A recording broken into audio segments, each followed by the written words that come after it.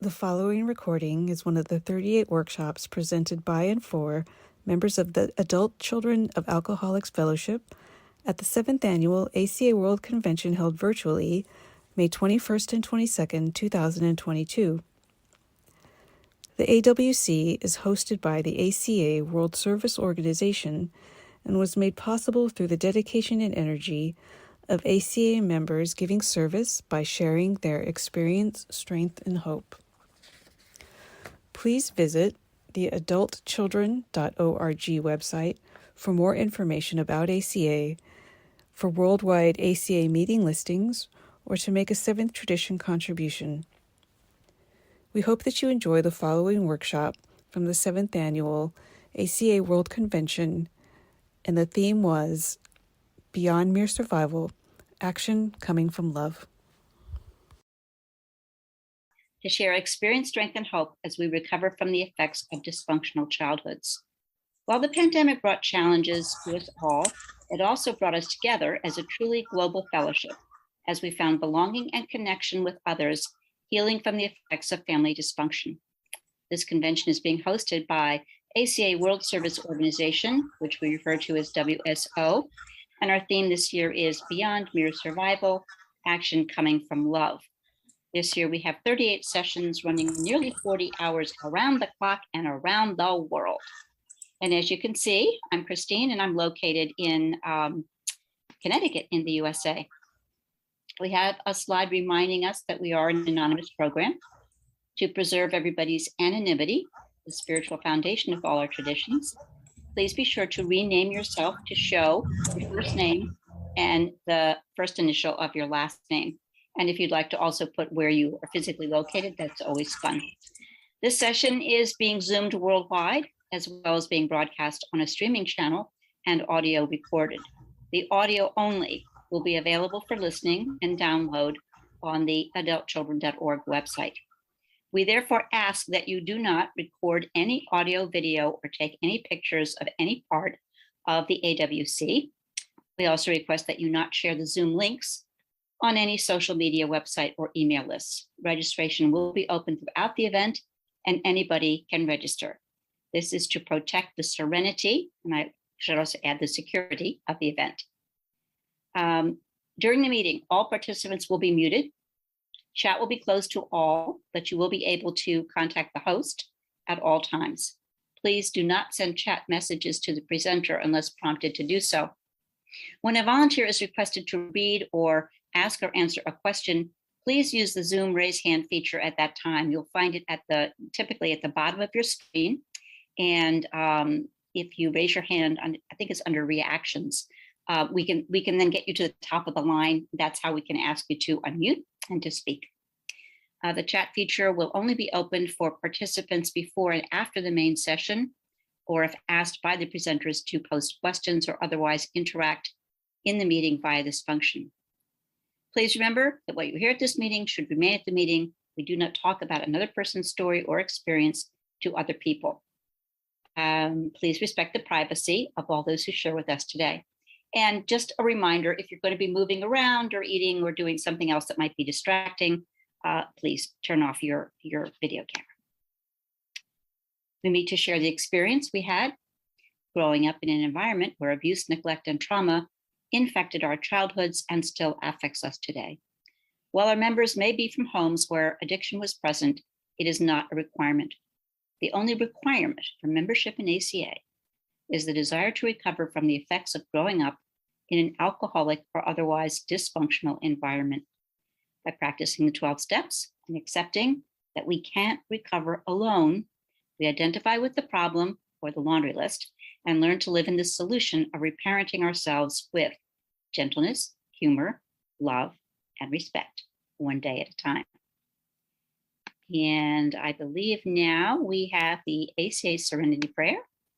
So you can join me in whatever language speaks to your heart. And I will begin with higher power.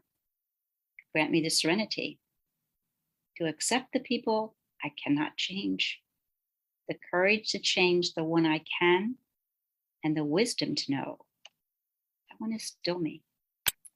And it's still me. So we're going to do as our introductory readings, the laundry list and the solution. And if you'd be willing to read the laundry list, if you could raise your virtual hand, we can call on you to do so.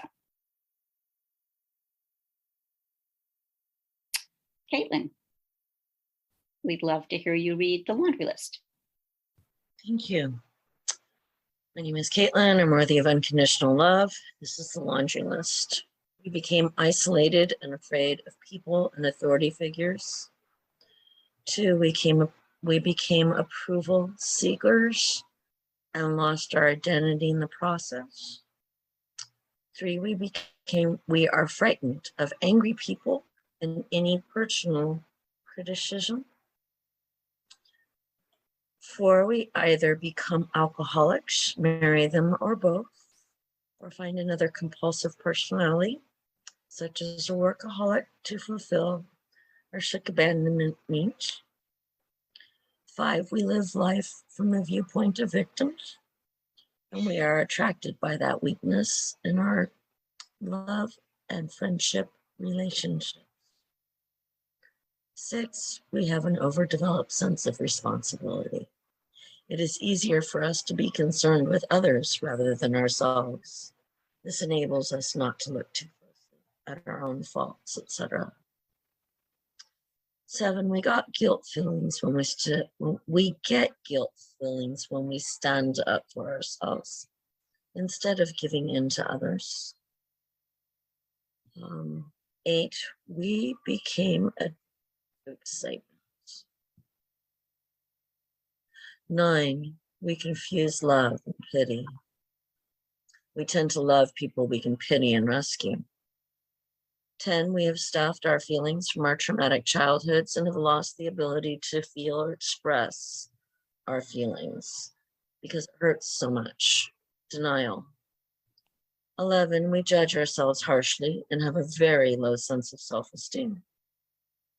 12, we are dependent personalities who are terrified of abandonment and will do anything to hold on to a relationship in order not to experience painful abandonment feelings, which we received from living with sick people who were never there emotionally for us. 13, alcoholism is a family disease, and we become para-alcoholics and took on the characteristics of that disease, even though we did not pick up the drink. 14, para-alcoholics are reactors rather than actors. That's... Katelyn, thank you very much. And now we're looking for a volunteer to read the solution. Denise, I'd love to hear from you. Thank you. The solution. The solution is to become your own loving parent. As ACA becomes a safe place for you, you will find freedom to express all the hurts and fears you have kept inside and to free yourself from the shame and blame that are carryovers from the past. You'll become an adult who is imprisoned no longer by childhood reactions. You will recover the child within you, learning to accept and love yourself. The healing begins when we risk moving out of isolation. Feelings and buried memories will return.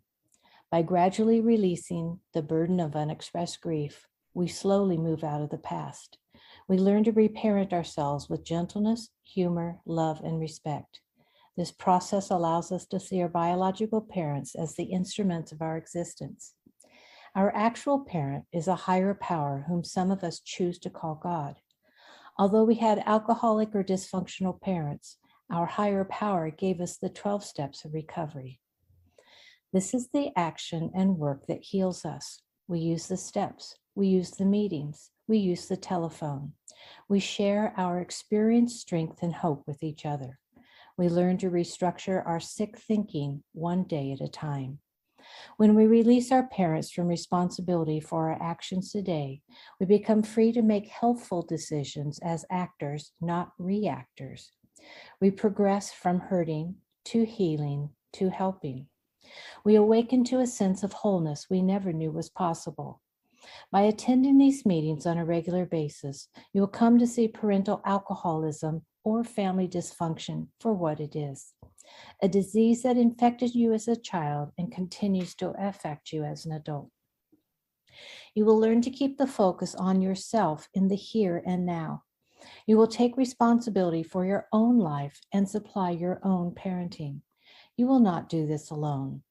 Look around you and you'll see others who know how you feel. We will love and encourage you no matter what. We ask you to accept us just as we accept you. This is a spiritual program based on action coming from love.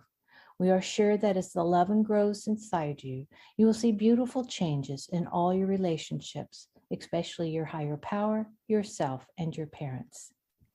Thank you so much, Denise. And here's a short word on sharing and crosstalk.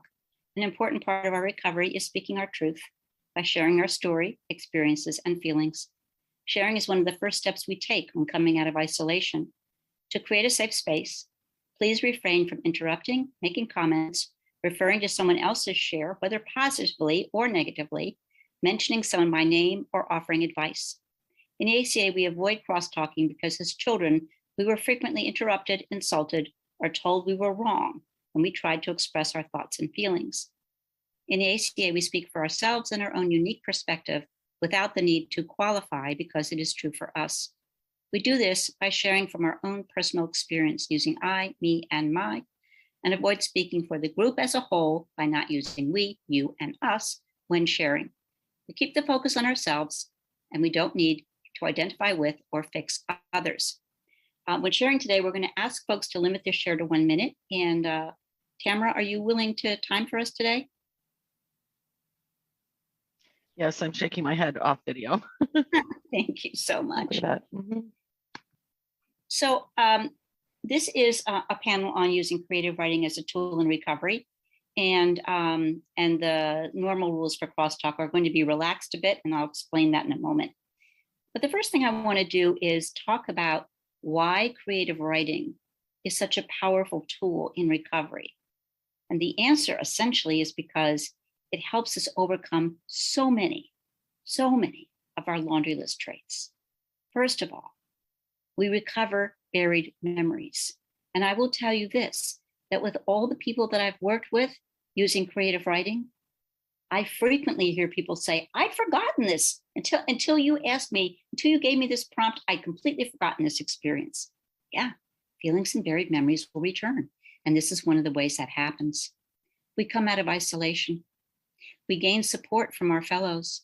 So what we do in recovery writers is we write, we share, and then when we respond, we use the voice of the inner loving parent.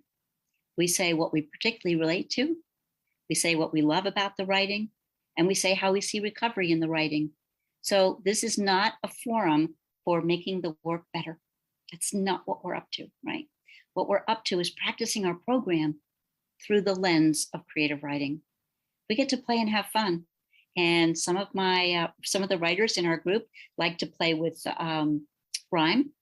Some like to play with repetition. But one of the things we do as writers is we get enjoyment out of the writing itself. We overcome the fear of authority figures and feeling not good enough. So many people come into recovery writers saying, I'm not as good as everybody else. I'm not going to be able to write as well as everybody else. And what do we all say in return? Welcome, welcome. You belong here, right? We all have a fear of not being good enough. We all have that fear. So we'll just set that one aside and write despite it. And then finally, and maybe most importantly, we grow into our authentic selves, right? We explore our gifts and talents. We see who it is that our higher power actually wanted us to be. And for many of us, this is startling because, at least in my case, it's something totally different from what I did for most of my professional career. It was a big surprise. And my higher power, that's the way my higher power likes to work, through humor and surprise. So that's kind of the overarching theme to why creative writing is so important a tool in recovery. And what we're going to do today, I have invited 3 of the recovery writers, and I should say recovery writers is a group for anyone in any 12-step recovery group to come together on Zoom. We've been doing it actually for 6 years. We have 3 identical meetings every month, 2 on a Sunday and 1 on a Friday. And certainly if there are folks here who want to start another one, we can start another one. We come together on Zoom, we write together for about 20 minutes, and then we share and we grow. So we're going to show you how Recovery Writers works. We're going to read what I call the set aside prayer. I'll show that to you in a moment. I'm going to show you a prompt and a sample poem. And then I'm going to invite responses. How does this piece show recovery? What parts do I relate to? What is working especially well, right? That's the way we get to use the voice of the inner loving parent. 3 recovery writers are going to read their pieces. And I have to say, I never would have met these people, but for Zoom. So I started at my kitchen table in Hartford, Connecticut, with people that live in Hartford, Connecticut. And we're now working with people who are all over the country. And what a delight that is for all of us.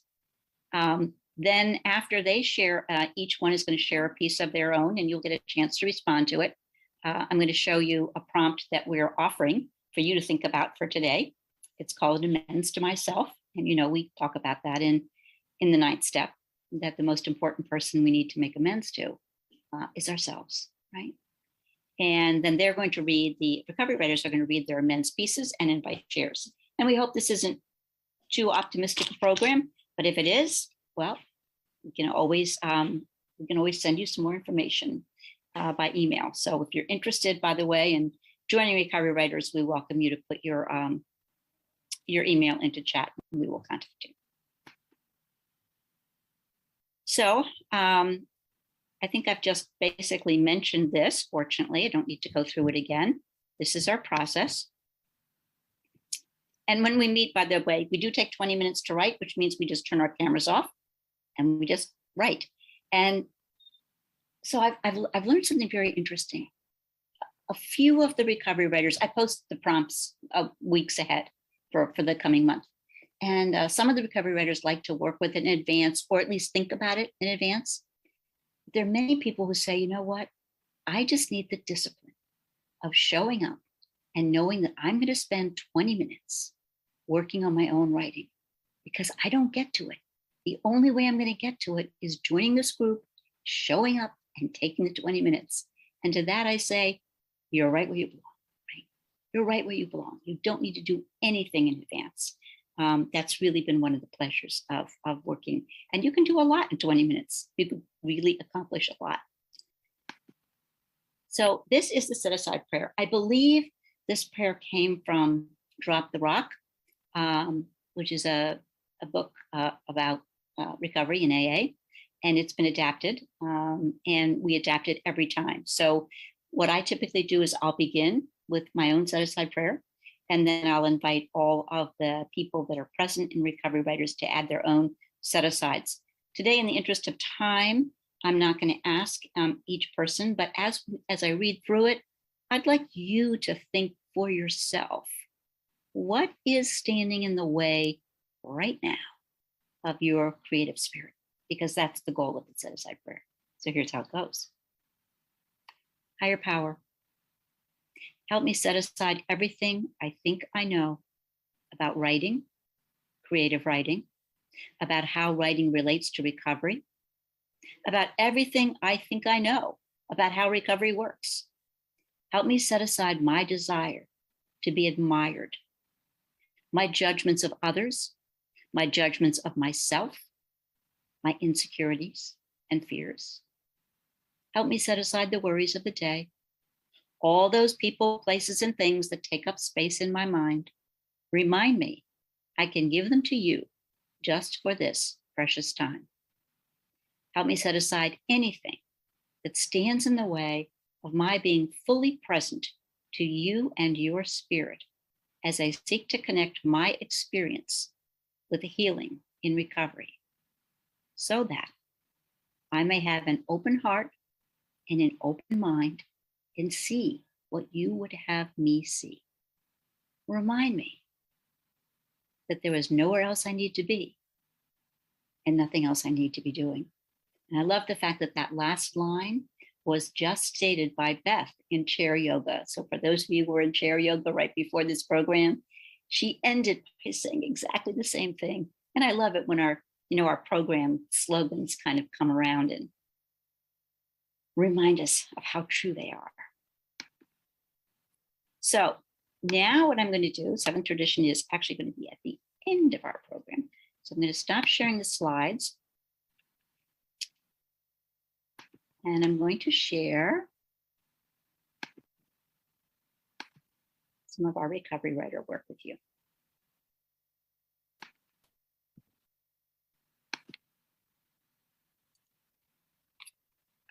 It's the flyer, which is not what I meant to share. Sorry about that.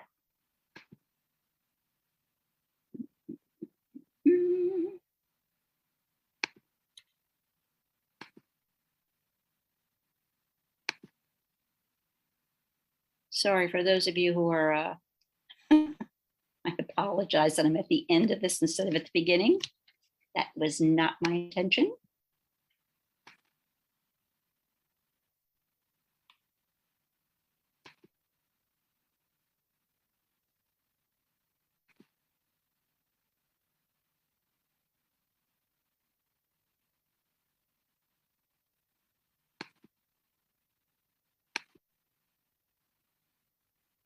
All right, let's see.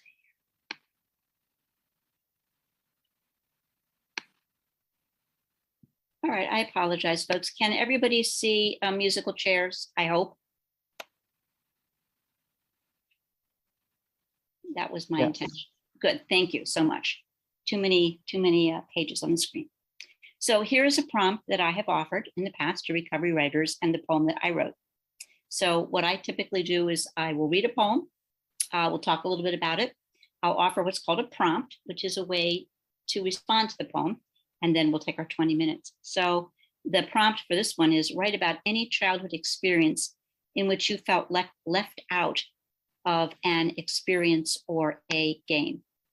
And as I say, this one is called Musical Chairs.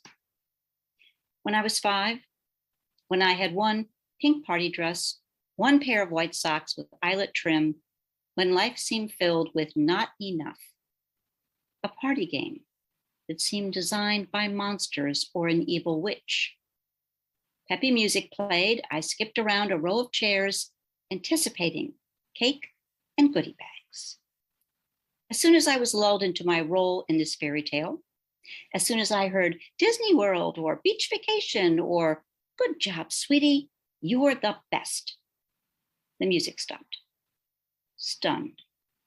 Pause.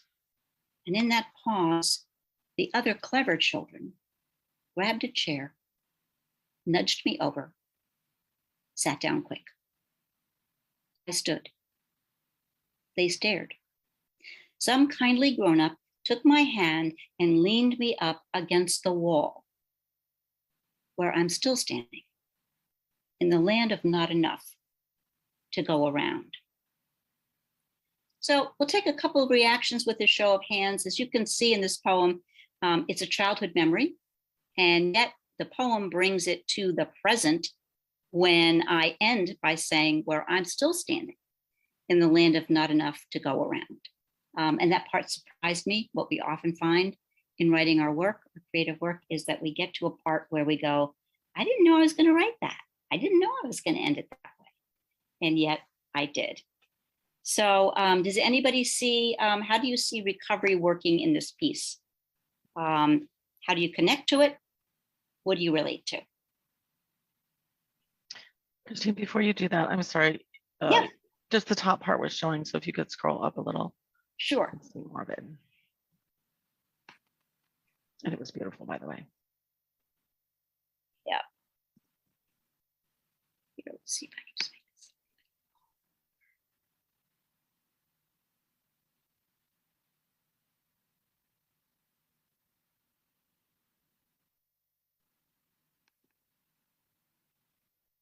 So my intention here was to demonstrate the nature of childhood abandonment, right? I mean, this is a classic story of not enough to go around, somebody gets left out. And that's been one of my fears my entire adult life, is someone's going to get left out, someone's going to get left out. And so that was part of the reason. And you can see that in working with a specific game, specific details, the poem becomes much more than it would be if it was just an abstract poem about feelings.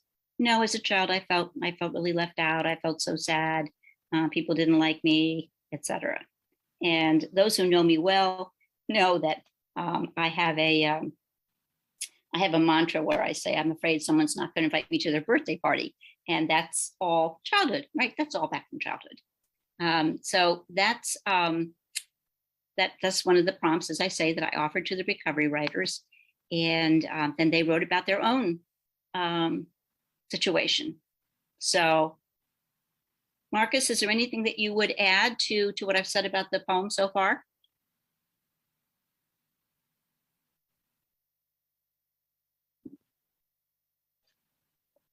You may need to raise your hand in order to be unmuted.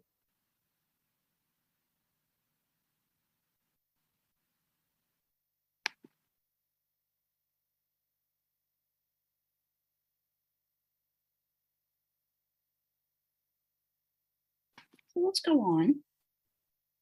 As I say, we have 3 recovery writers, and I wanted to have them offer you their work. And again, my apologies that we don't have the ability to see all their work in a completely full screen. I can put this document in chat if people want to be able to open it up and read the full document. Is Judy here to read your poem, Judy?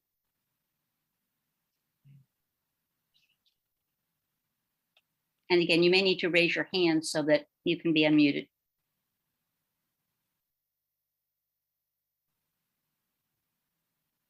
I don't see Judy.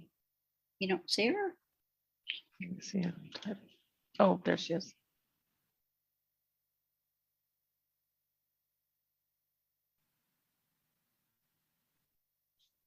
She looks to be unmuted. Judy, you want to read your poem? Oh, she may not be connected by, she doesn't have a microphone by her name. Oh. Well, let's see if we can solve her technical problem. But I do want to say one thing about her poem. Hopefully she'll be here to read it for us in a moment, but you can see that her poem is called I Remember. And what she's working with here as a creative writer is repetition, which is it's a wonderful tool. We're not really encouraged to use repetition in prose writing, like you said that before. But in creative writing, we get to repeat ourselves. And sometimes it's really beautiful in the way you do it. So what Judy has done is she has repeated the words, I remember, right? And then you can also see, she says, I remember everything. No hidden memories here, right? Every shame, every abandonment, every rage, I remember. And then she goes on to be much more specific, right? Preschool at 2 years old, my father drove me. He pulled up in the parking lot. He leaned over and opened the door to the big sedan. I hopped out and walked myself into school. Why was this allowed? So she's going back to those childhood memories about an adult asking her to do something that she was too young to do, right? And then she repeats, I remember, right? I look back with pride on this. I was so independent. Maybe that's why even now I can't ask for help.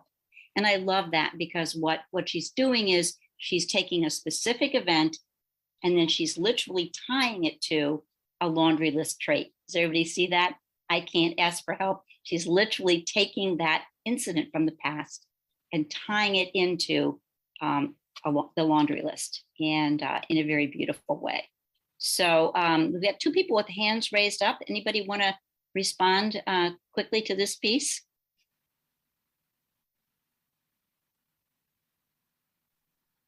This is Katelyn. Hi. I would love to be able to see the poem. Can't see anything, and Okay. I would love to be able to see it because it sounds like it's beautiful. Thank you. I will put these all in chat, maybe. And let's see if someone else had a comment that they wanted to make.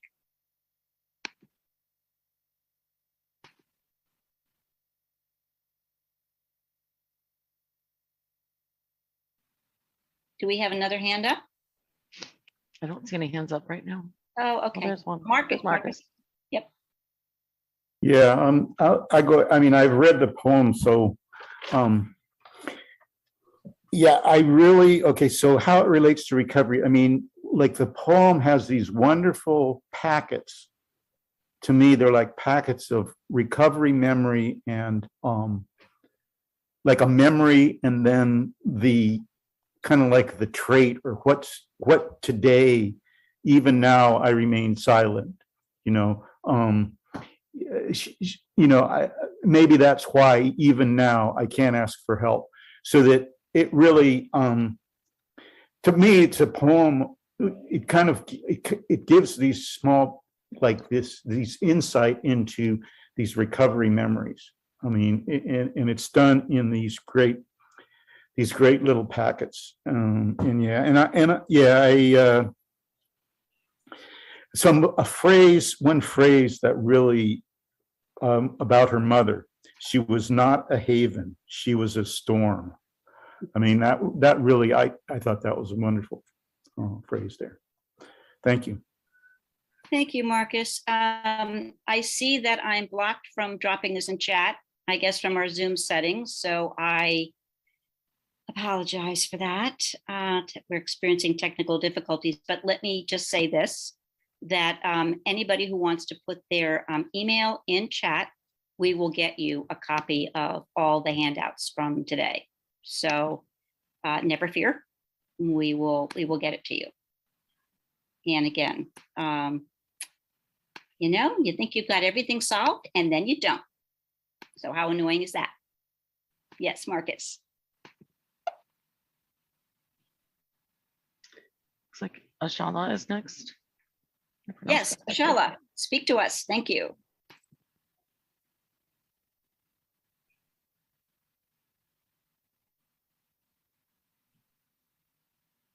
Can she unmute? No? Oh, she also does not have a microphone. Huh. And there's two of her. Okay. We're doing the best we can here, folks. Sorry about that. Oh, yeah, I see that. Okay. We heard from Katelyn. Why don't we see if we can hear from Lee? I just am wondering if, as far as the showing the poems, if I was made co-host, I might be able to do it and scroll through them. I mean, maybe. So if the host wanted to make me a co-host, I could give that a try. I did try and couldn't do it, but we'll try. We'll see what happens. There you go, Marcus, your co-host. Thank you. Lee, why don't we hear from Lee and then we'll go on to the next poem.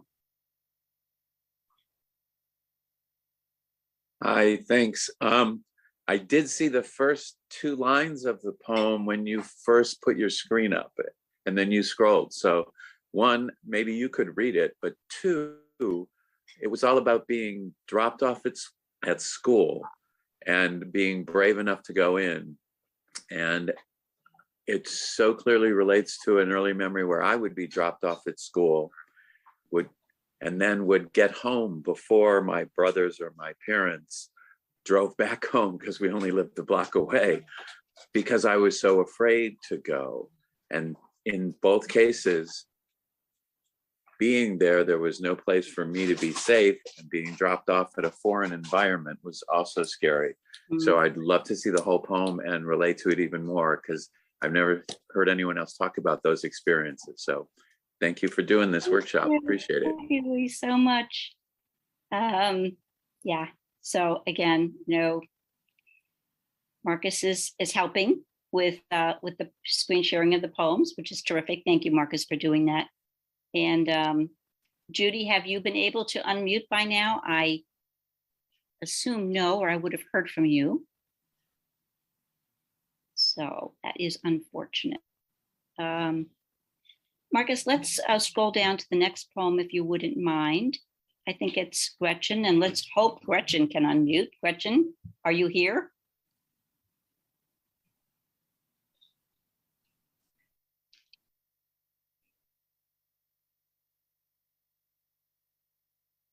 I'm here.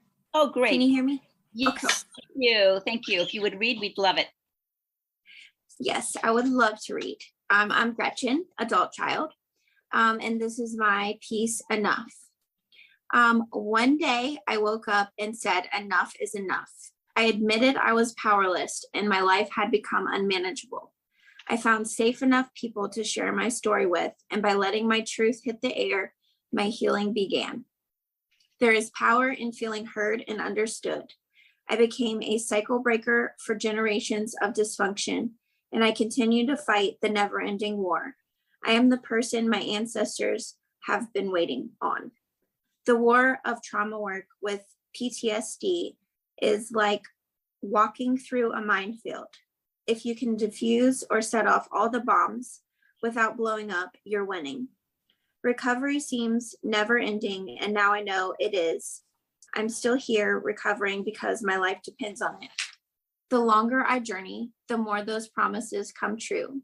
There's beauty in being attracted by strengths and more tolerant of weaknesses. I've also become unafraid of authority figures and lost the need to people please. I see endless blessings and changes because I decided to heal and recover. It works if you work it. Keep coming back. 1 year later, and I'm still coming back. Now I fill the gap with gratitude, acceptance, and peace. I've taken my life from victim to survivor. After all, it was only one decision to a completely different life, and one book changed everything. Forever eternally grateful for the gifts of ACA and my fellow travelers. My tattoo is a daily reminder from my inner loving parent that I am enough. Thank you. Gretchen, thank you so very much. And I want to let everybody know that this piece, Gretchen's piece, Enough, has been published on our Comline blog, and that is available to anybody who wants to write a creative piece. We have a channel called Recovery and the Arts, I believe. And so, yeah, we're really encouraging all the recovery writers and everybody out there that's listening to think about sharing your experience, strength, and hope with the Comline, COMLINE. You can get it at adultchildren.org/Comline. I just want to say one thing before I invite a couple comments on Gretchen's piece. Do you see how she begins? One day I woke up and said, enough is enough. And then at the very end, my tattoo is a daily reminder from my inner loving parent that I am enough.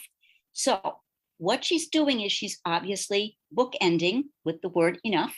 It's at the beginning of her piece and it's at the end of her piece, but it has shifted. You see, it's shifted in what it means. At the beginning, it's like, I'm done with this. I'm finished with this. I need something new. And at the end, it's, I've come into my authentic self, right? I am enough. That is the beauty of recovery. And you can see it right on the page. It's so powerful. So let's take a couple shares of folks and see what you see about recovery, what you particularly admire or relate to in this lovely piece called Enough by Gretchen. I think we merged Ashala, so I'm asking her to try to unmute herself. Oh, terrific. Okay. But it's a test because we're not sure yet. Okay. I'm able to speak, but I wasn't present for the last poem. But I'd love to speak about now I'm here, but I'd love to speak about Judy's poem. I remember.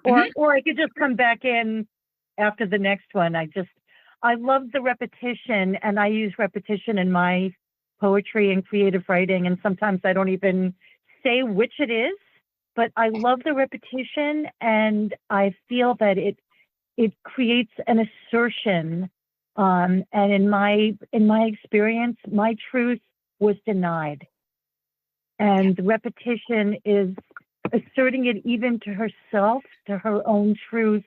Yes, it's true. Yes, it's true. Because the denial of the truth was crazy making even for me.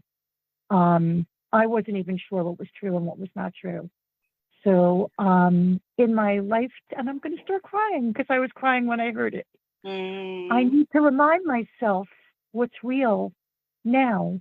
And my loving parent needs to tell me, and I need to adult myself in the now and be mindful and present and engaged and see what's true in this second, in this nanosecond, because I can take almost That's 1 anything minute. for a second.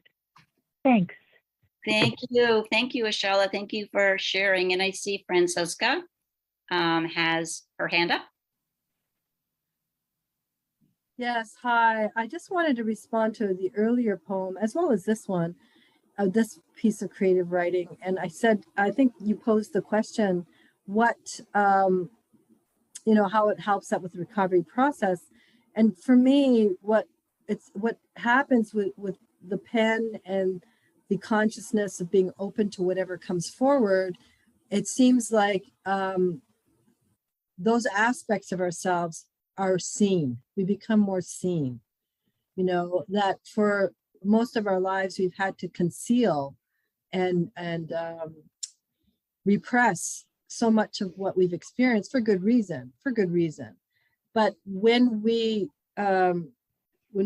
commit to actually pen on paper and allowing whatever wants to flow, whatever wants to be known and revealed and seen comes forward. And I think that in of itself is a healing. Acknowledging ourselves, acknowledging the truth of our experience, being fully seen, even if it's just by ourselves, but even sharing it with others and being That's 1 seen by minute. others helps as well. Thank you.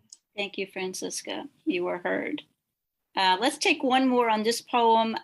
Moen, who is one of our recovery writers. Love to hear from you. Okay, can you all hear me? Yes. Hi everyone, my name is Moen, adult child. I just want to say thank you so much, Gretchen, for sharing your writing. It really touched my heart. I'm trying not to cry because my life was awful before ACA. I have PTSD too, and I really can relate to your writing. I hope this is okay to say. I'm very new to ACA, and my life has become so much better since I joined ACA. I just want to say thank you so much for sharing your writing, Gretchen. Thank you. Thank you, Moen. You were heard. Marcus, can you scroll down and maybe read your own piece? And okay, so Marcus is going to read his piece, but I just want you to take a moment and breathe and look at this photograph. Look at the little boy in this photograph. Is at the top of a closet shelf. Thank you, Marcus. Yeah, and this is actually right around the time of this poem. Mm. And this is the dusty nest in the poem. Mm-hmm. Thank you. Dad, don't sing me no bedtime songs. Little cowboy laying cold as the clay on the outside wall of a plywood shack. Stay away from the inside wall, because that's where it happened at. As close as can be in a babysitter spree, Dad left last night on his bedroom romp while Mom was away giving birth to Tess. Now I just want to sleep in a dusty nest above the closet top. Laying in the bed, I'd heard a noise, turned on the light, opened my door to an empty house.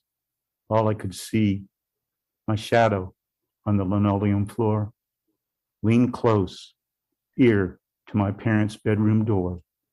Two voices, noises, Dad and the babysitter. Should I knock? Call out? No.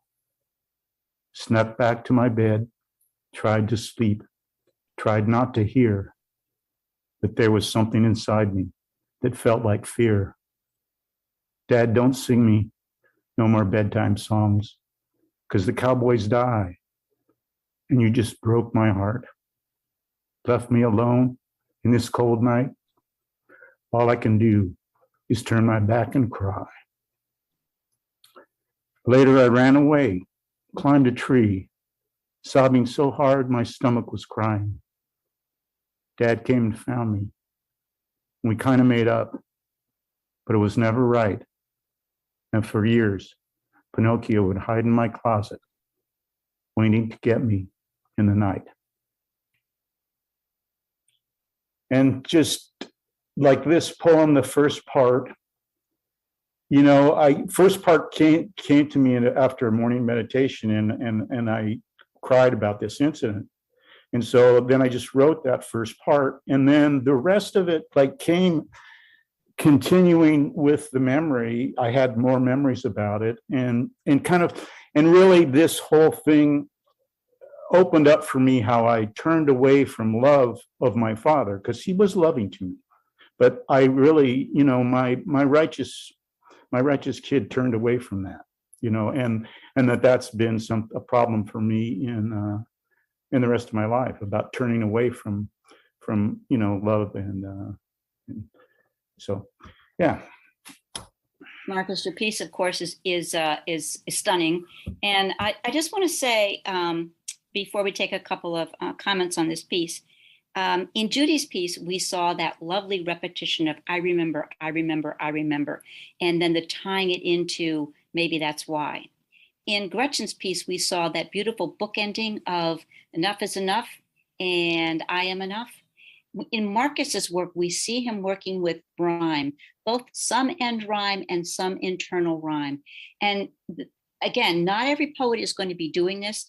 The recovery writers can write a poem, they can write a free write. It does not need to be rhyming, but you can see that, the as close as can be in a babysitter spree. You can see that Marcus has worked with some rhyme in his piece, and what that does is it evokes in us a bedtime song, right? It invokes because we know that songs, particularly songs that are sung to little kids, rhyme at the end. And so he's playing with this, again, he's playing with words, right? He's using his words in a way that evoke almost this kind of a bedtime song. And yet the title is "Don't Sing Me, No Bedtime Songs." So then we have this lovely conflict, an internal conflict. What does that do to our writing? It gives it energy. So we have such wonderful energy when we're playing the concept of a lullaby with rhyme against "don't do this, don't do this, I don't want to hear this anymore." And that's something that we can all play with in our writing. It is very, very effective in reaching our reader or our listener. So I'd love to take 2 or 3 comments on what you see in Marcus' piece. Amy. Hi. Yeah, thank you, Marcus. I just, Christine, when you were kind of talking about some of the techniques he used, the inner conflict, it really reminded me of something from my childhood.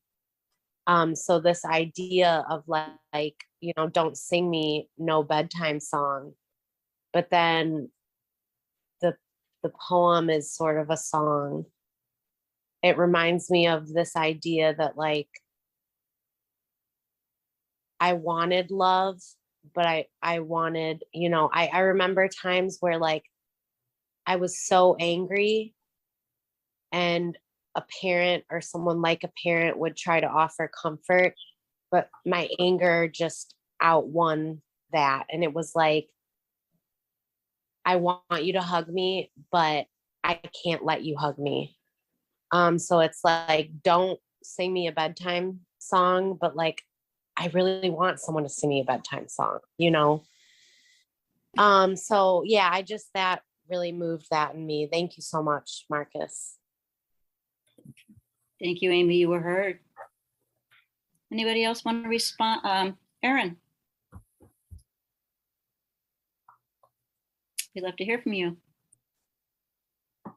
Hi, thank you. Can everybody hear me? Yes. Okay, perfect. Thank you so much, Marcus. What this really spoke to me as far as the recovery aspect is I feel like probably a lot of us have a moment like this in our memory where our parents stop being that hero that little kids see our parents as. They became a person. We saw their flaws. And our inner child needs to grieve for that hero that we lost because we want them back. And this poem really, really hit a deep nerve on that grief for me. It's very powerful and means a lot. So thank you very much, Marcus. I'm very touched by this. Thank you. Thank you, Erin. You were heard. And we'll take one more, Mary Ann. Hi, thanks for letting me share. I actually had to walk away because I felt so much pain in this poem. And for me, looking at it, I think it comes across in the simplistic details. Laying in bed, then I turned on the light, I opened my door. I mean, I could just sense, you know, the reality in this little boy who his mother's giving birth someplace, his father's in the parents' bedroom with some noise going on, and he's alone with the questions. What do I do? What do I do? To me, it's a poem about abandonment. So I appreciate reading it. Thank you, and hearing it. Thank you, Mary Ann. You know, we've got time for a couple more before we go on to the amends prompt. Tammy, would you like to share? Hi, yes, can you hear me? Yes. Okay, I've got some wind in the background. Marcus, this is so powerful. I feel the sadness in this writing. And I like how in the paragraph about laying in bed, that section, and it says, I open my door to an empty house. All I can see, my shadow on the floor, like it's an empty house, turning on the light. All I can see, the use of, you know, kind of like a contrast. It just feels so sad. I almost want to cry. And it's like a break of trust because you lost trust in your dad in that moment, and that feels really sad. So thank you so much for your beautiful sharing your heart here. Thank you. Pass. Thank you. Thank you, Tammy. You were heard. And we have a person whose name I can't pronounce because it's written in another language, but I'd love to hear from you.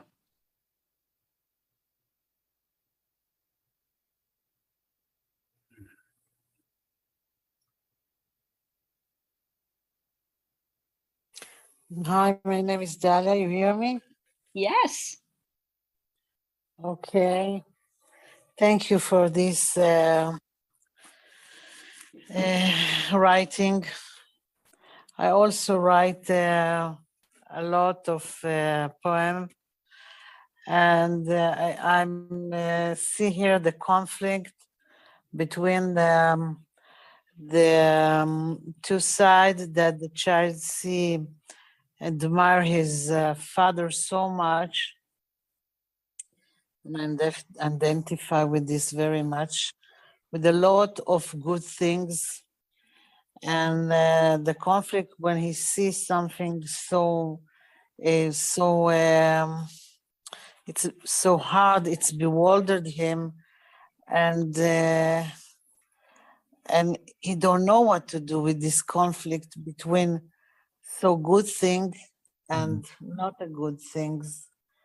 So it's a very, very hard place, and it's become to make wall between the feeling of the child to his father, and also guilt that maybe he see his father so a hero, and suddenly he's identified with his father so much that maybe even he have a guilt about these things. Thank you. Thank you, everybody, for sharing. Thank you so much. I know the writers feel heard. The writers feel heard, as well as the people who commented, and that's really important. Marcus, if you could scroll down to the men's prompt, because I do want to offer that to everyone as something that we're going to work with for the rest of this session.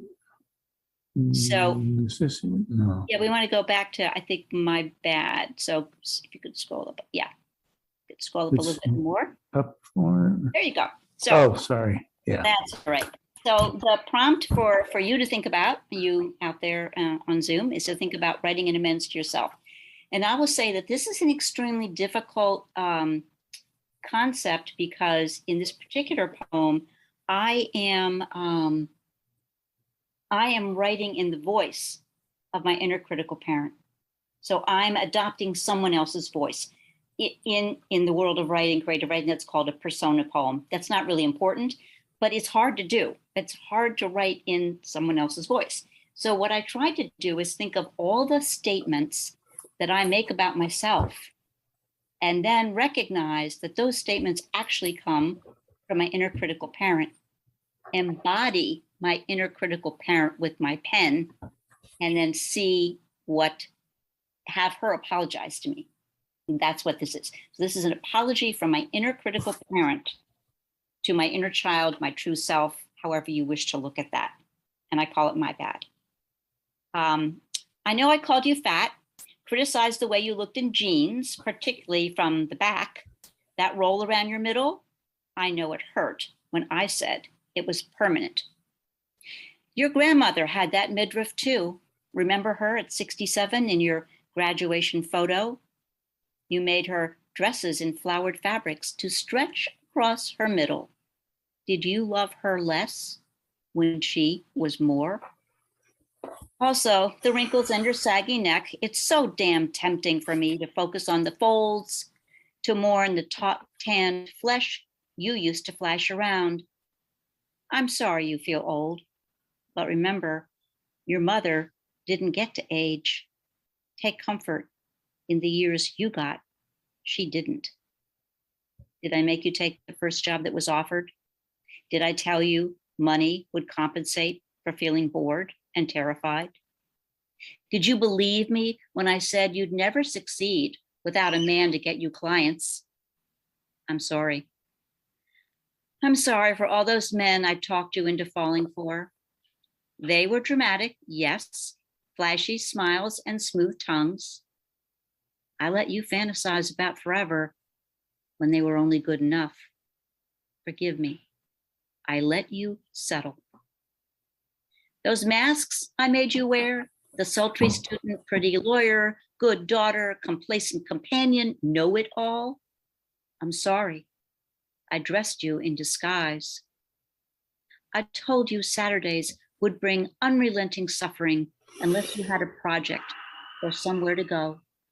I told you you had no friends, no one to talk to, life an endless game of show and tell, and you with nothing much to show or tell. I lied. I was afraid to tell the truth. I was afraid you'd leave unless I kept you entertained, running, judging, always on the move. I was afraid to say, I love you, just the way you are. So I will tell you that in this piece, I surprised myself. And that's one of the fun things, I suppose, about creative writing. I didn't know that my inner critical parent was afraid I would abandon her. I didn't know that. I didn't know that she says so many of the things she says because she's afraid. She's afraid that I won't love her unless she keeps me on the move. And of course, she has kept me on the move for many, many years. But this is an attempt to have her apologize to me and then explain herself, right? And the way she explains herself is by saying, I was afraid. I was afraid you would leave unless I kept you entertained, running, judging, always on the move. And there you hear my laundry list traits, right? Running, judging, always on the move. So that's my laundry list on parade. And my inner critical parent gets to say, I was afraid. And now I want to say sorry. So I've asked each of the recovery writers to write their own amends poem, and we're going to share some of those with you today. But if anybody wants to react to this particular one, we have a minute or so to do that.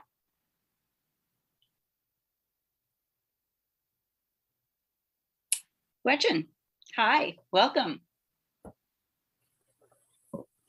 Hi, Christine. What a joy to be here with you. This is so powerful. I am amazed that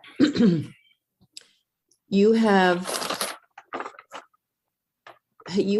described so perfectly the person who was in control over your life.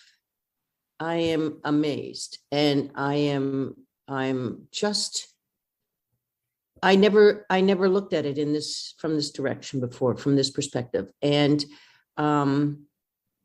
it just makes so much sense. So thank you. And I would like to reread this again. So I'll get back to you on that. But I really am envious that you were able to feel this connection so well that you could write this down. Thank you so much, Gretchen. And I will say that for me as a recovery writer, one of the unexpected benefits and pleasures has been that I've been able to find compassion. I've been able to find compassion for my inner critical parent, for my father, for my mother.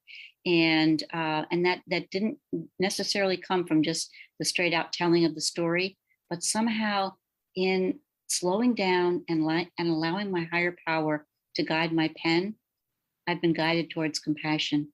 And that's such a relief, right? Because that's where I want to be. I want to live in compassion. I don't want to live in judgment. So, and that shows, Christine, that shows. It shows. Thank you. Marianne, you wanted to comment?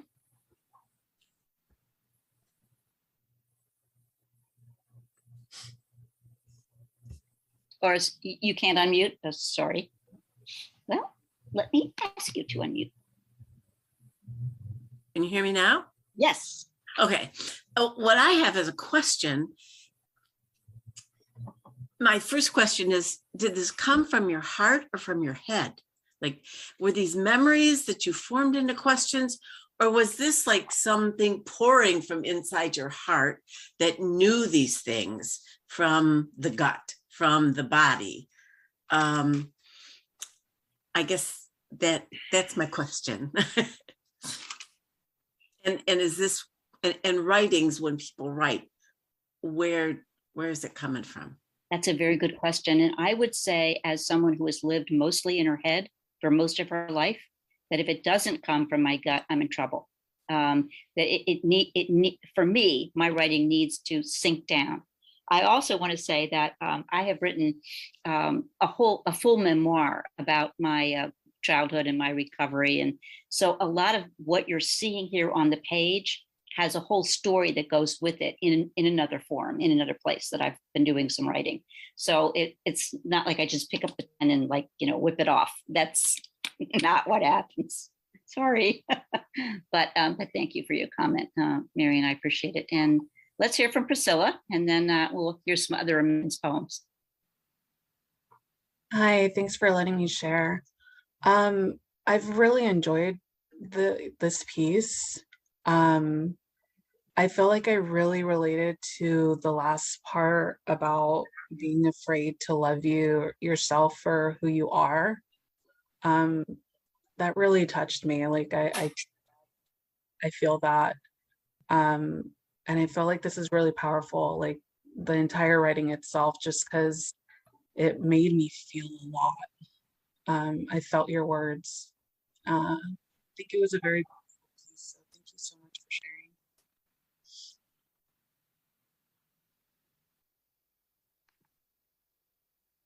Yeah, Priscilla, I think you ended up getting muted again, but thank you very much for your comment. I really appreciate it. And I do want to move us on. Marcus, if you could move us on to one of the recovery writers, and I've forgotten who it is. Oh, it's Judy. Judy, are you now able to unmute, I hope?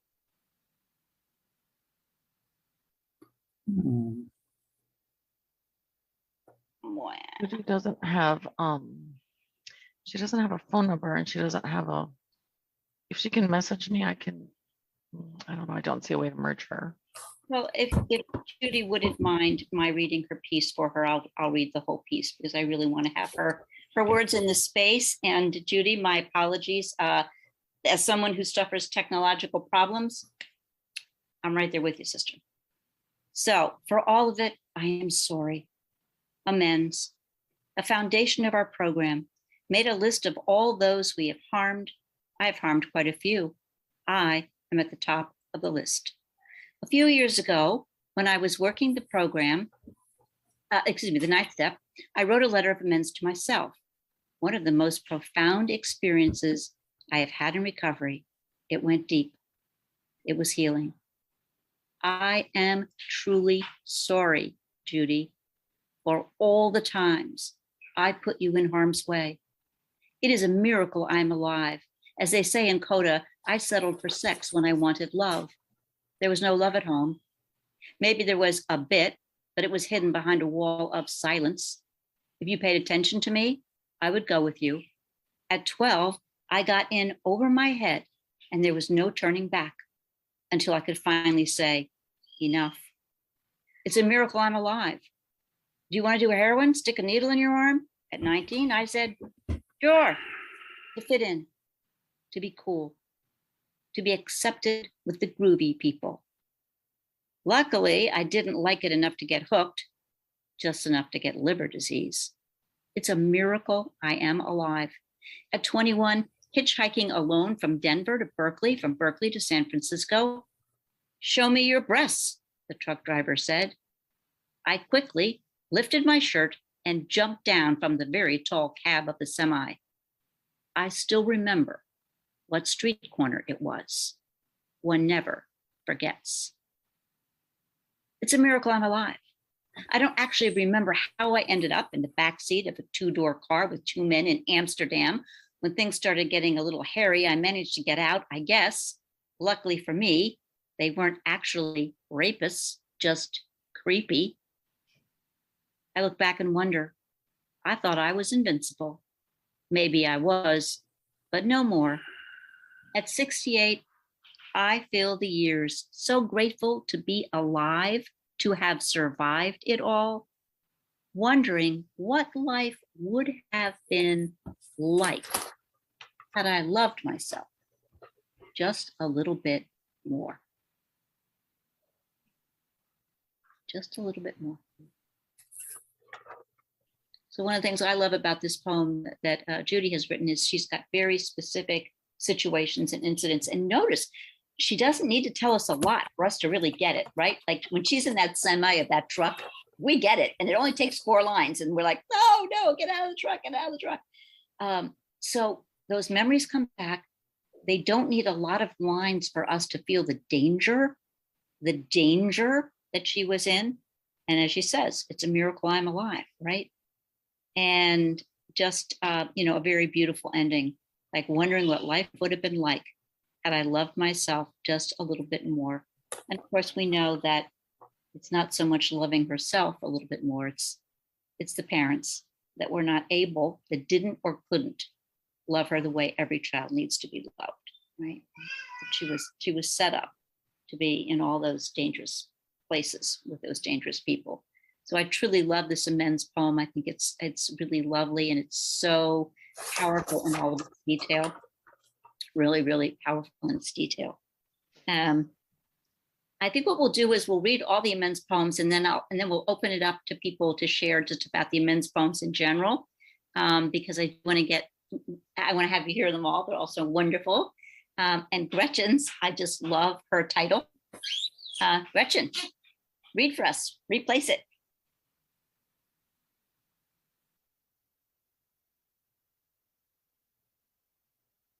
Can you hear me? Yes. Okay, cool. I'm Gretchen, and this is my piece, Replace It. Replace it. Replace I hate you for I love you. Replace you're ugly for you're beautiful. Replace you're fat with you're skinny. Replace you are not worthy with you are worthy. Replace you're not good enough with you're more than enough. Replace you're not capable to you can do anything you set your mind to. Replace you can't with you can. Replace I want to survive to I want to thrive. Replace I want to die to I want to live. Replace the disapproval for approval. Replace the panic and anxiety for gratitude, acceptance, and peace. Replace settling for less to going for your dreams. Replace the old tapes for new ones.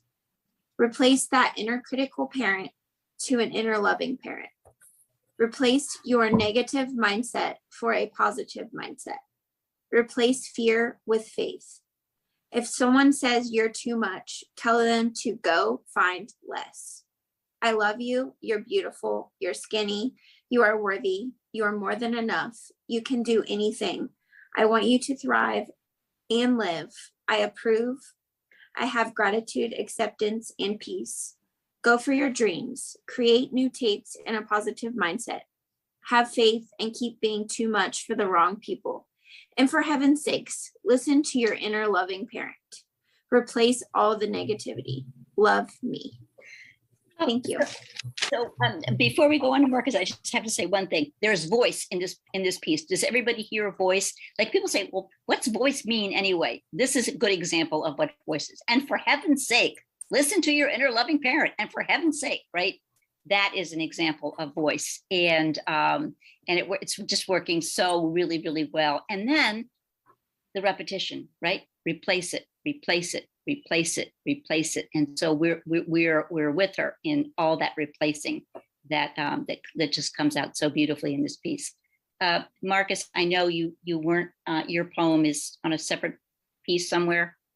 Yeah, I got it here. Hooray. Okay. So, return, U-turn.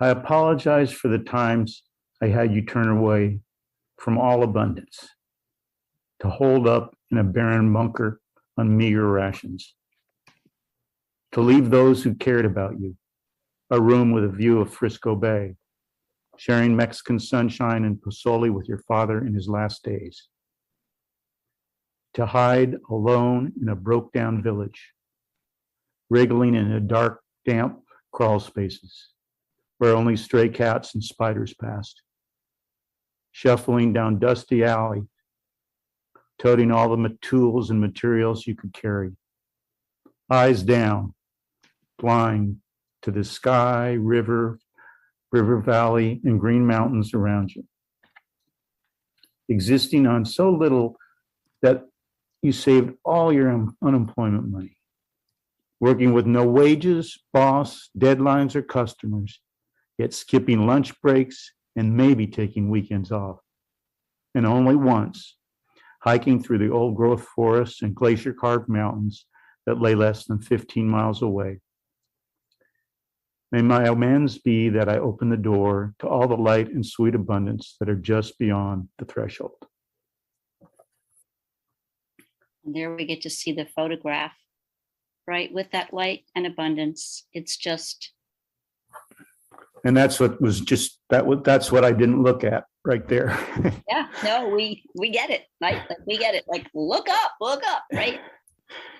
Okay, so I will go ahead and I'll go back to the other one for, for the comments.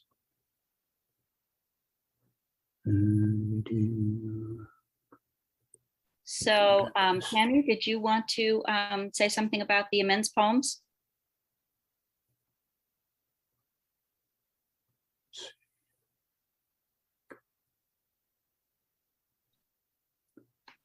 Tammy, are you gonna unmute or no? Oh, I'm sorry. I didn't hear my name. I heard a different name. I'm Sorry. sorry. Sorry. Yes, I do. Well, these are all just great. Thank you so much. What's coming up for me is that I need to, for myself, identify the ways that I have actually hurt myself. And Christine, in yours, what I found interesting is that the critical parent told the truth when they said I lied. like all the things they told you, but then you had the critical parent actually said, I lied, you know, that I told you you were fat or that you wouldn't, you know, you had to have great plans on Saturday or whatever. But can a critical parent be honest is my question, or it's just what is your loving parent is helping you recover. Yeah, and these are just so powerful. I think I'm not aware yet of all the ways I've hurt myself. I have an inkling of it, ideas, but I appreciate so much hearing these. And thank you for, thank you for having this workshop. I'm so glad to be here. Thank you. Pass. Thank you. Thank you, Tammy. Gretchen, I see your hand is up.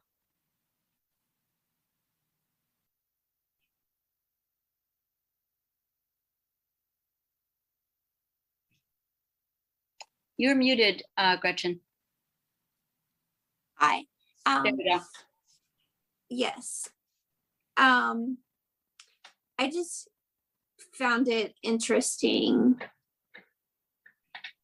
in your poem where I read it before, but I didn't realize like all the very specific things. They were like, oh, my critical, like you just see the critical parent in each little, I don't know what word. I lost my word, but yeah, that's awesome. Just being able to see those little things. And with the Marcus's, just how it was like right there in front of him all this time. You just had to like look up, and that kind of is a double meaning almost, because like sometimes I think we forget to like look up and be like, oh, there's a higher power up there to help us. And that was a good reminder for me. And with that, I'll pass. Someone suggested Judy might want to hit *9 to see if she can unmute her phone. Judy, we'd love to hear your voice if that works for you. Or *6. Or *6, excuse me. *6.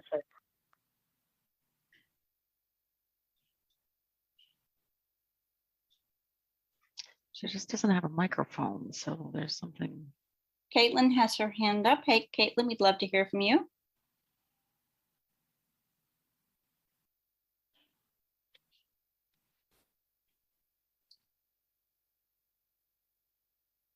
You are still muted.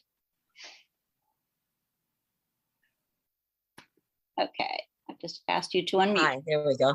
Thank you. I just wanted to really quickly say to Gretchen, there was one line, tell them to go find less. You know, there's so much here, but that one line, lady, that is just awesome. Thank you. And I want to just play back. Thank you very much for that comment. I want to play back. You see where it says, if someone says you're too much, tell them to go find less. So one of the things we can do in creative writing is we can just write a full sentence that's one word, and we can put a period after it, or we can write it all in capital letters. We have the ability to punctuate whatever way we wish, right? And what that does is it slows down the reader. So when that poem says go find less, we really hear it, right? We really hear that that's a really important statement coming back from that person. So yeah, so we'll start some, yeah, go ahead. Mm-hmm. Remember when we had trouble getting Carol to unmute, or Pam, or one of them, and we made her co-host and she was able? Maybe we could try that with Judy. Give it a whirl. Are you able to do that, Justine? Okay, Judy, I made you co-host. See if you can unmute me.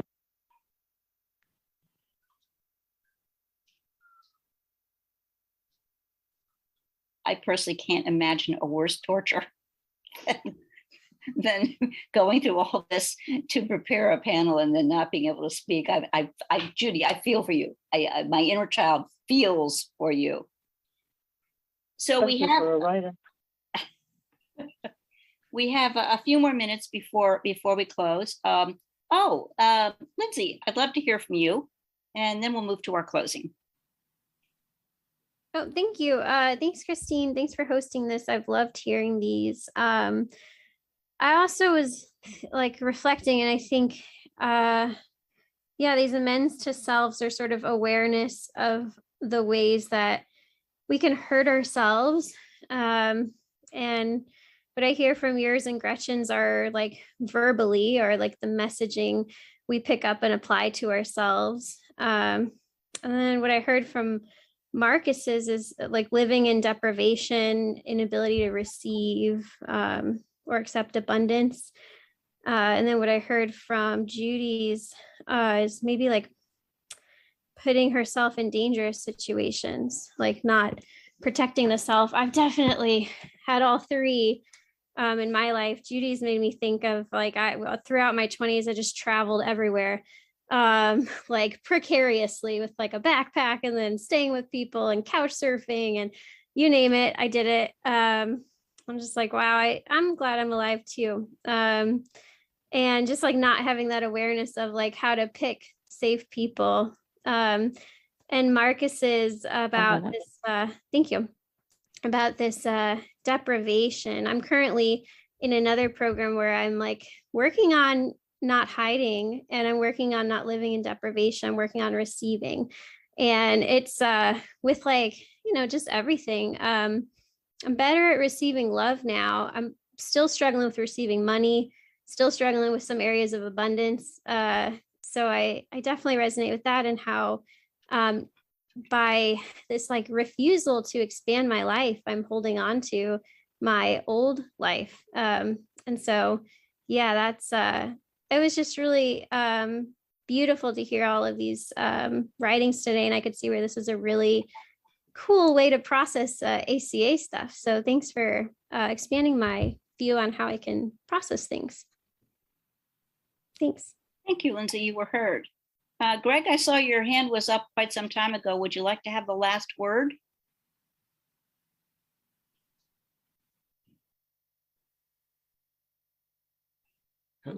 Yeah.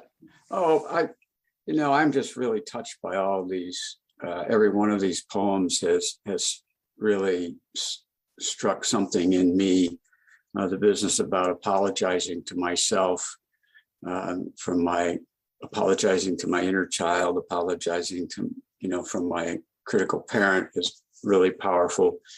I was also especially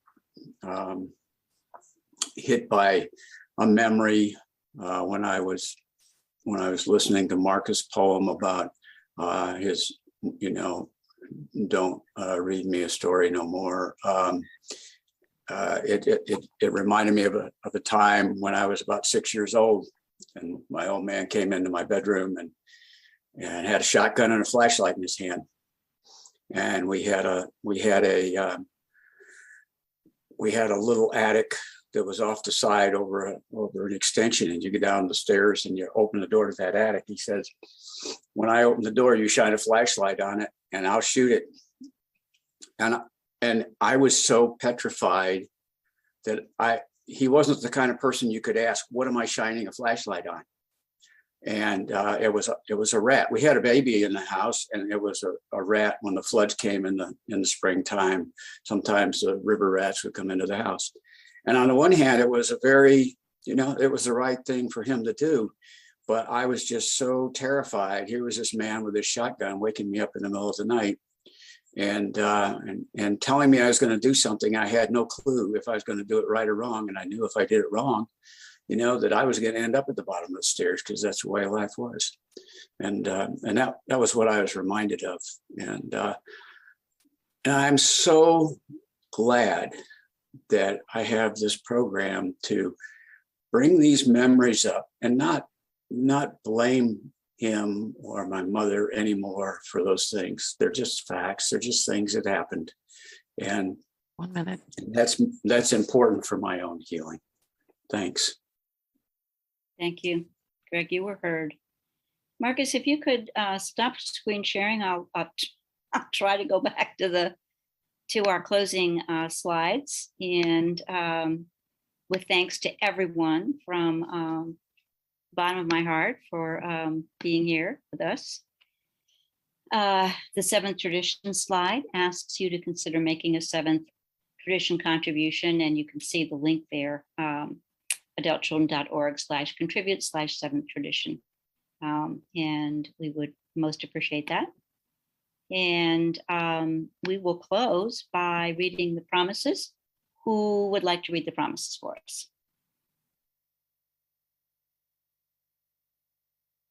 Just raise your virtual hand and we'll go for it.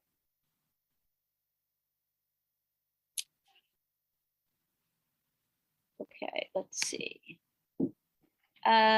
Elise, thank you. Thank you. Hi, I'm Elise, an adult child.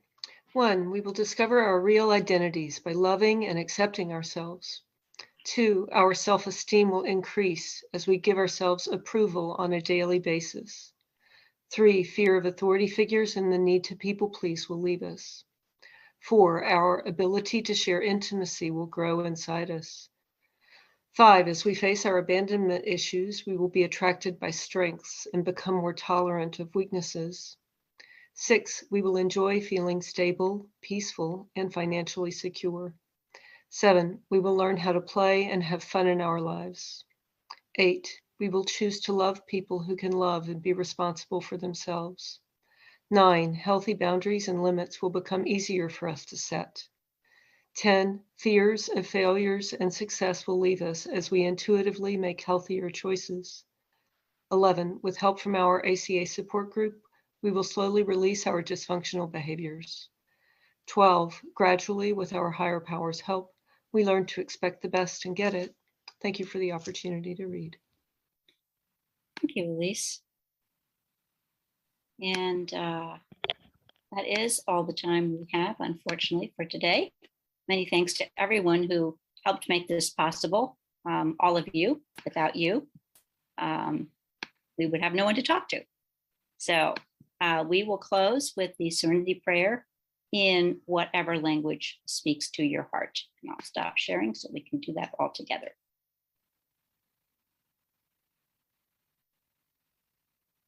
Higher power, grant us the serenity that people cannot handle. Courage to change the one I can, wisdom to know that one is me.